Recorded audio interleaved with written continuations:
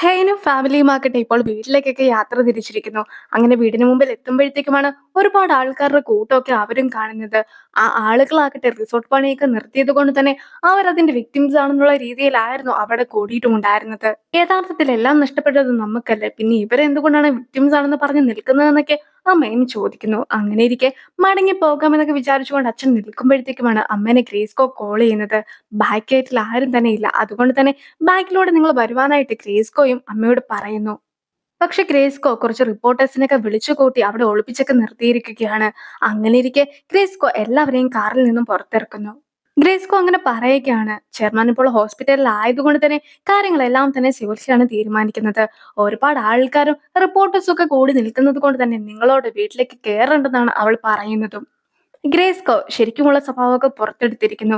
ഗ്രേസ്കോയുടെ കൂടെ ഉണ്ടായിരുന്ന ആൾക്കാര് ഹെയ്നും സംഘവും വന്ന കാറുകളിലൊക്കെ കയറി ആ ഒരു കാറുകളുമായിട്ട് പോകുന്നു. നിങ്ങൾക്ക് കമ്പനിയുടെ വാഹനങ്ങളോ കമ്പനിയുടെ അക്കൗണ്ടുകളോ ഇനി ഉപയോഗിക്കാനായിട്ട് സാധിക്കുകയില്ല. എന്തിനേറെ പറയുന്നു, നിങ്ങളുടെ അക്കൗണ്ടുകൾ പോലും ഇപ്പോൾ ഫ്രീസ് ചെയ്ത് വെച്ചിരിക്കുകയാണെന്നും കൂടി ഗ്രേസ്കോ അറിയിക്കുന്നു. അവർക്ക് ആവശ്യമുള്ള അത്യാവശ്യ സാധനങ്ങളെല്ലാം തന്നെ പാക്ക് ചെയ്ത് വെച്ചിരിക്കുകയാണ് ഗ്രേസ്കോയും. ഈ ഒരു സന്ദർഭമൊക്കെ മുതലാക്കിക്കൊണ്ട് അവിടെയുള്ള റിപ്പോർട്ടേഴ്സും ഇവരുടെ ഫോട്ടോസ് ഒക്കെ എടുക്കാനായിട്ട് ശ്രമിക്കുമ്പോഴത്തേക്കും അവിടേക്ക് ഹ്യുൻവുവും കാറുമായിട്ട് എത്തുന്നു. റിപ്പോർട്ടേഴ്സിന് ഇവരെ കാണുവാൻ സാധിക്കാത്ത രീതിയിലായിരുന്നു അവനും വണ്ടി നിർത്തിയത്. അതിനുശേഷം നിങ്ങൾ എത്രയും വേഗം ഇതിലേക്ക് കയറ്, ഇവിടെ ചുറ്റും റിപ്പോർട്ടേഴ്സ് ആണ് ഉള്ളതെന്നൊക്കെ അവരുടെ അടുത്തും ഹിനുവു പറയുന്നു.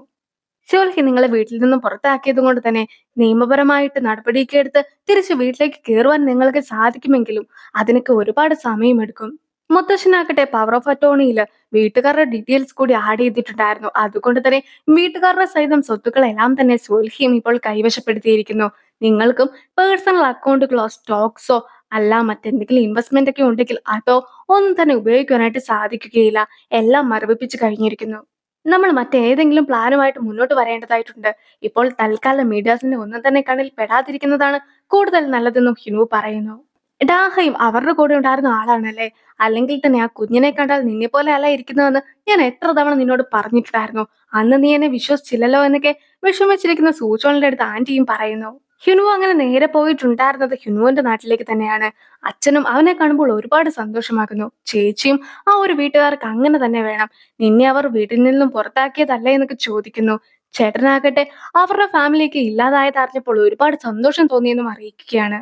അങ്ങനെ ഇരിക്കുകയാണ് തന്ത്രശാലിയായിട്ടുള്ള കുറുക്കനെയൊക്കെ നീ മറന്നേക്കുവാൻ ഹെയ്നെ കുറിച്ച് ഒരു പരാമർശമൊക്കെ ചേച്ചിയും നടത്തുന്നത്. അതേ സമയത്ത് തന്നെ ഹെയ്നും അവിടെ എത്തിയിട്ട് തന്ത്രശാലിയായ കുറുക്കൻ ഇവിടെ എത്തിയിരിക്കുന്നു എന്ന് ചേച്ചിയുടെ അടുത്തും പറയുന്നു. പക്ഷെ ഹെയ്ൻ മാത്രമല്ല എന്ന് പറഞ്ഞ് ഹ്യുൻവു നിൽക്കുമ്പോഴത്തേക്കുമാണ് വീട്ടിലെ ബാക്കി അംഗങ്ങൾ കൂടി വണ്ടിയിൽ നിന്നും പുറത്തേക്കൊക്കെ ഇറങ്ങുന്നത്.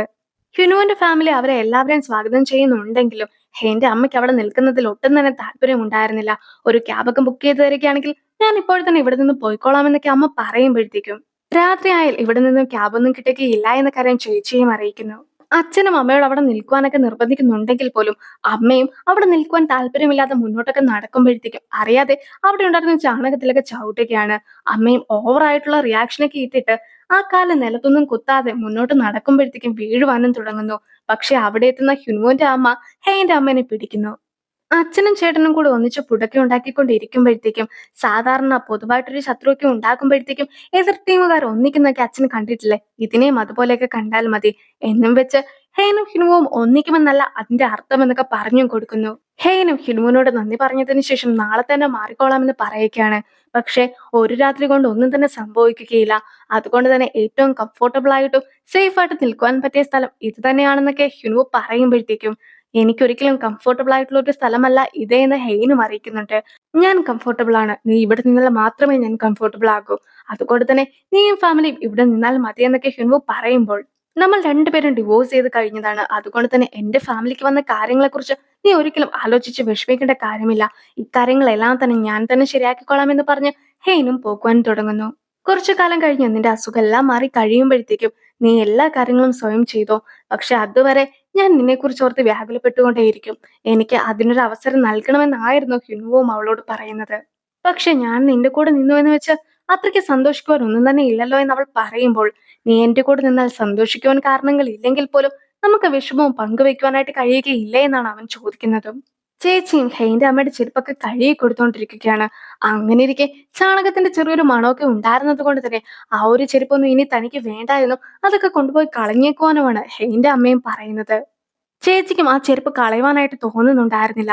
അങ്ങനെയിരിക്കെ അമ്മയ്ക്ക് സാധാരണ ഒരു ചെരുപ്പൊക്കെ ഇടുവാനായിട്ട് കൊടുക്കുമ്പോഴത്തേക്കും ആ ചെരുപ്പ് ഇടേണ്ട ഗതികേടൊക്കെ വന്നല്ലോ എന്ന് വിചാരിച്ചുകൊണ്ട് അമ്മയും ആകെ വിഷമിച്ച് അതില് നടന്നൊക്കെ പോകുകയാണ്. എന്നാലും ഈ ചെരുപ്പൊക്കെ കളയുവാനായിട്ട് അവർക്ക് എങ്ങനെയാണ് പറയുവാൻ തോന്നിയത്? ഈ ഒരു ചെരുപ്പാകട്ടെ എങ്ങനെ പോയാലും ഒരു 50,000 പോണെങ്കിലും വില വരുന്നതായിരിക്കുമെന്നൊക്കെ ചേച്ചിയും സ്വയം പറയുന്നു. പിന്നീട് അതിന്റെ വിലയൊക്കെ അറിയുവാനായിട്ട് ചേച്ചിയും ഇന്റർനെറ്റിലൊക്കെ സെർച്ച് ചെയ്ത് നോക്കുമ്പോഴത്തേക്കുമാണ് അതിന് 50,00,000 പോണിന്റെ വിലയുണ്ടായിരുന്നു എന്ന കാര്യമൊക്കെ മനസ്സിലാക്കുന്നത്. അത് കാണുമ്പോൾ ചേച്ചിയെ ഞെട്ടിപ്പോകുന്നു. എന്റെ ഇളയ മകൻ ആകെ വിഷമത്തിലാണ്. ഹിനു ശരിക്കും ഞങ്ങളെ തട്ടിക്കൊണ്ടായിരുന്നു വന്നിട്ടുണ്ടായിരുന്നത്. അതിനിടയ്ക്ക് അവനോട് ഇതൊന്നും പാടില്ല എന്ന് പറയുവാൻ എനിക്ക് സാധിച്ചില്ല എന്നൊക്കെയാണ് എന്റെ അമ്മയും ഇപ്പോൾ ഹിനുവിന്റെ അമ്മയോട് പറയുന്നത്. നമ്മൾ കഴിഞ്ഞ തവണ കണ്ടപ്പോഴത്തേക്കും ഇതായിരിക്കും അവസാനമായി നമ്മൾ കാണുന്നതെന്നായിരുന്നു ഞാൻ വിചാരിച്ചിട്ടുണ്ടായിരുന്നത്. ഇതുകൊണ്ടൊക്കെയാണ് കാരണവന്മാരും ഭാവിയിൽ നടക്കുവാൻ പോകുന്ന കാര്യങ്ങൾ നമുക്ക് ഒരിക്കലും പ്രവചിക്കുവാൻ സാധിക്കുകയില്ല എന്നൊക്കെ പറയുന്നതെന്ന് ഹിനുവിന്റെ അമ്മയും പറയുന്നു. എന്റെ സഹോദരനെ കുറെ തവണ കോൾ ചെയ്തതാണ്. അവളുടെ വില്ലയിലേക്കൊക്കെ താമസിക്കുവാനായിട്ട് ചെല്ലണമെന്നായിരുന്നു അവളും പറഞ്ഞിട്ടുണ്ടായിരുന്നത്. നാളെ രാവിലെ തന്നെ ഞങ്ങളും അങ്ങോട്ട് പോകുമെന്നൊക്കെ എന്റെ അമ്മ പറയുമ്പോഴത്തേക്കും ഒരുപാട് ആത്മവിശ്വാസം പാടില്ല എന്നാണ് ഹിനുവിന്റെ അമ്മയും അറിയിക്കുന്നത്. ഹ്യൂനുവിന്റെ ഫാമിലി ഇപ്പോൾ എല്ലാവർക്കും കഴിക്കാൻ ഫുഡൊക്കെ എടുത്തു വെച്ചിരിക്കുന്നു. അച്ഛനും അത് കഴിച്ച് നല്ല രുചിയുണ്ടെന്നൊക്കെ പറയുമ്പോഴത്തേക്കും അമ്മയാകട്ടെ അതില് സോഡിയം ഒക്കെ ഉള്ളതാണ്. അതുകൊണ്ട് തന്നെ അത് അധികം കഴിക്കുവാൻ പാടില്ല.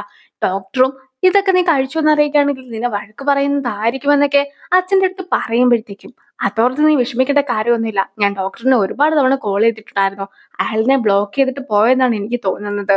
അതുകൊണ്ട് തന്നെ നമ്മൾ ഏത് രീതിയിലുള്ള ഫുഡാണ് കഴിക്കുന്നതെന്ന് അയാൾ അറിയാനേ പോകുന്നില്ല എന്നൊക്കെ അച്ഛനും അറിയിക്കുന്നു.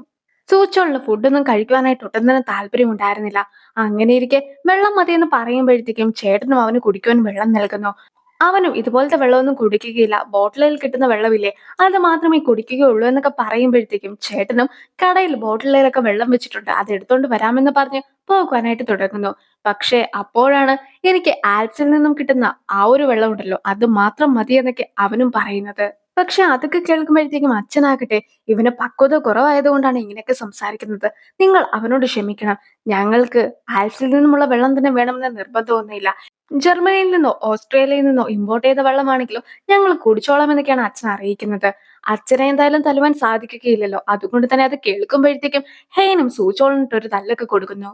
മര്യാദയ്ക്ക് ഇവര് തരുന്ന വെള്ളം കുടിക്കുവാനായിട്ട് സൂചോളിന്റെ അടുത്തൊക്കെ ഹെയ്ൻ പറഞ്ഞു കഴിയുമ്പോഴത്തേക്കും അവനും അത്രയും നേരം മടിച്ചു നിൽക്കുക ആയിരുന്നെങ്കിൽ കൂടി ഇപ്പോൾ വെള്ളമൊക്കെ കുടിക്കുന്നു. അതേസമയം ഹിനുവിന്റെ ഫാമിലിയിലുള്ള എല്ലാവരും ആ ഒരു തല്ലൊക്കെ കാണുമ്പോൾ ഹിനുവിനെയാണ് നോക്കുന്നത്. എന്നെ ഇതുവരെ ഹെയ്ൻ തല്ലിയിട്ടില്ലെന്നൊക്കെ വളരെ അഭിമാനത്തോടു കൂടി തന്നെ ഹിനുവും അറിയിക്കുന്നു. ഹെയ്ൻ അവളുടെ അനിയനെ തല്ലുന്നതൊക്കെ നീ കണ്ടതല്ലേ? എന്ത് വേദനിക്കുന്ന രീതിയിലാണ് തല്ലിയിട്ടുണ്ടായിരുന്നത്. ഞാൻ പോലും നിന്നെ അങ്ങനെയൊന്നും തല്ലിയിട്ടില്ലല്ലോ എന്നൊക്കെ ചേച്ചി പറഞ്ഞുകൊണ്ടിരിക്കുമ്പോഴത്തേക്കുമാണ് ഹെയ്നും അവിടേക്ക് എത്തുന്നത്. അടുക്കളയിൽ എന്തെങ്കിലും ഹെൽപ്പൊക്കെ ആവശ്യമായിട്ടുണ്ടോ എന്ന് ഹെയ്ൻ ചോദിക്കുന്നുണ്ടെങ്കിലും ചേച്ചിയും അവളോട് ഒന്നും തന്നെ ചെയ്യേണ്ടെന്നൊക്കെ പറയുന്നു. ചേച്ചിയും ചേട്ടനും കൂടി ഹെയ്നും ഫാമിലിയും വന്ന സമയത്ത് കുറെ കാര്യങ്ങളൊക്കെ പറഞ്ഞിട്ടുണ്ടായിരുന്നല്ലോ. അതുകൊണ്ട് തന്നെ ആ ഒരു കാര്യങ്ങളൊക്കെ പറഞ്ഞിട്ട് ക്ഷമ ചോദിക്കുകയാണ് ഇപ്പോൾ ചെയ്യുന്നത്. എങ്കിൽ കൂടി പറഞ്ഞ കാര്യങ്ങളെല്ലാം തന്നെ സത്യമായതുകൊണ്ട് ഹെയ്നും ക്ഷമ ചോദിക്കേണ്ട ആവശ്യമൊന്നുമില്ല എന്നും പറയുന്നു. ഇപ്പോൾ ഇവിടേക്കൊക്കെ ഒരു പ്രശ്നം വന്നപ്പോഴത്തേക്കും എത്തിയത് കൊണ്ട് തന്നെ ഹേനയും ഹിനുവും നല്ല രീതിയിലാണ് മുന്നോട്ട് പോകുന്നതെന്നൊക്കെ ചേച്ചി പറയുമ്പോഴത്തേക്കും ഞങ്ങൾ പെട്ടെന്നുള്ള ധൃതിയിൽ ഇങ്ങോട്ട് വന്നതേ ഉള്ളൂ. അല്ലാതെ ഞാനും ഹിനുവും തമ്മിൽ മറ്റൊരു രീതിയിലുള്ള ബന്ധവും ഇല്ല എന്നൊക്കെ ചേച്ചിയോട് ഹെയ്നും പറയുന്നു. ഹെയ്ന്റെ റെസ്പോൺസ് ഒക്കെ എന്താണെന്ന് അറിയുവാനായിട്ട് ചേച്ചിയും ഒരു കാര്യമൊക്കെ ഹെയ്നോട് ചോദിക്കുകയാണ്. അതായത് നേരത്തെ ഹിനുവിനെ വൺ സൈഡ് ആയിട്ട് ഇഷ്ടമുണ്ടായിരുന്ന ഒരു പെൺകുട്ടിനെ കുറിച്ചൊക്കെ ചേച്ചി പറഞ്ഞിട്ടുണ്ടായിരുന്നല്ലോ. ഒരു പ്രിൻസിപ്പളിന്റെ മകൾ. അവളാകട്ടെ ഇവിടെ അടുത്ത് തന്നെ ജോലിക്കായിട്ടൊക്കെ വന്നിട്ടുണ്ട്. എന്നോട് ഹിനുവിന്റെ നമ്പറൊക്കെ ചോദിച്ചിട്ടുണ്ടായിരുന്നു. ഞാനും എന്ത് ചെയ്യണമെന്നറിയാതെ നിൽക്കുകയാണെന്നൊക്കെ ചേച്ചി പറയുമ്പോഴത്തേക്കും ഇപ്പോൾ ഞങ്ങൾ ഡിവോഴ്സ് ഒക്കെ ചെയ്തതല്ലേ. അതുകൊണ്ട് തന്നെ ചേച്ചി ധൈര്യമായിട്ട് ആ നമ്പറൊക്കെ കൊടുത്തോ എന്നായിരുന്നു ഹെയ്നും പറയുന്നത്. നമ്പർ കൊടുക്കുവാനായിട്ട് നിന്റെ സമ്മതമൊന്നും എനിക്ക് ആവശ്യമില്ല എന്ന് ചേച്ചി പറയുമ്പോഴത്തേക്കും അവളും ഒരു ഗുഡ് നൈറ്റ് ഒക്കെ പറഞ്ഞിട്ട് പോകുന്നു. ഹെയ്ൻ ഇത്രയ്ക്ക് റൂഡായിട്ടാണല്ലോ പെരുമാറുന്നത്. അതുകൊണ്ട് തന്നെ ഇതുപോലത്തെ ഒരു മരുമകളൊന്നും ഞങ്ങൾക്ക് ആവശ്യമില്ല എന്ന് കൂടി അവൾ പോയി കഴിയുമ്പോൾ ചേച്ചി പറയുന്നുമുണ്ട്. പണ്ട് ഹ്യുനുവിന്റെ ഫാമിലി താമസിച്ച വീട്ടിലൊക്കെയാണ് ഇപ്പോൾ ഹെയ്ന്റെ ഫാമിലിക്ക് താമസിക്കുവാനായിട്ട് അച്ഛൻ അവസരമൊക്കെ ഒരുക്കിയിട്ടുള്ളത്. ഈ ഒരു വില്ലേജിൽ CCTVs ഒന്നും തന്നെ ആരും ഉപയോഗിക്കാറില്ല. സ്മാർട്ട് ഫോൺ പോലും വളരെ ചുരുക്കം ആളുകളുടെ കയ്യിലേ ഉള്ളൂ. മാത്രമല്ല നിങ്ങൾ ഇവിടെ ഉള്ള കാര്യം ആരോടും പറയരുതെന്നൊക്കെ ഞാൻ പ്രത്യേകമായിട്ട് വില്ലേജിലെ ആൾക്കാരോട് പറഞ്ഞിട്ടുമുണ്ടായിരുന്നു. അതുകൊണ്ട് തന്നെ നിങ്ങൾ ഇവിടെ സേഫ് ആയിരിക്കുമെന്നൊക്കെ അച്ഛനും അവർക്ക് വാക്ക് നൽകുന്നു. ബാത്റൂം ഒക്കെ ഹ്യുൻവു സൂചോളിന് കാണിച്ചു കൊടുക്കുമ്പോഴത്തേക്കും അവിടെ ബാത്ത് ഒന്നും ഇല്ലാത്തതിന്റെ വിഷമമൊക്കെ അവനുണ്ടായിരുന്നു. അങ്ങനെ ഇരിക്കെ അവന് വേണ്ടി ഒരു ടവലൊക്കെ നൽകുകയാണ്. ആ ടവലിലാകട്ടെ അവരുടെ വീട്ടിലെ ഇളയൊരു മകനുണ്ടല്ലോ, അവന്റെ ഒന്നാമത്തെ പിറന്നാളിലായിരുന്നു ആ ഒരു ടവലൊക്കെ അവർ മേടിച്ചിട്ടുണ്ടായിരുന്നത്. അത് ടവലിൽ അടയാളപ്പെടുത്തിയും വെച്ചിട്ടുണ്ട്. അങ്ങനെ ഇരിക്കെ ഇതൊരു 6-7 വർഷം പഴക്കമുള്ള ടവലാണല്ലോ എന്നൊക്കെ പറഞ്ഞ് സൂചോളം വിഷമിച്ചിരിക്കുന്നു. നിനക്ക് അത്രയ്ക്ക് വിഷമമാണെങ്കിൽ ഞാൻ പുതിയൊരു ടവലൊക്കെ മേടിച്ചോണ്ട് വരാമെന്ന് ഹിനുവ പറയുന്നുണ്ട്. പക്ഷേ ഡാഹായ് എന്റെ കുഞ്ഞിനെയും കൊണ്ട് പോയി. ഞാൻ വിശ്വസിച്ചിട്ടുണ്ടായിരുന്ന ഉൻസ് ഇങ്ങനെ ചതിച്ചു. അത്രത്തോളം ഒന്നും വരികയില്ലല്ലോ. പഴക്കം ചെന്ന ഈ ഒരു ടവലിനായിരുന്നോ സൂചോളം തിരിച്ചു ചോദിക്കുന്നത്. അപ്പോൾ ആ ഒരു സീനോട് കൂടി ഈ ഒരു വീഡിയോ അവസാനിപ്പിക്കുകയാണ്. അടുത്തൊരു വീഡിയോ ആയിട്ട് എത്രയും വേഗം കാണാം. ബൈ.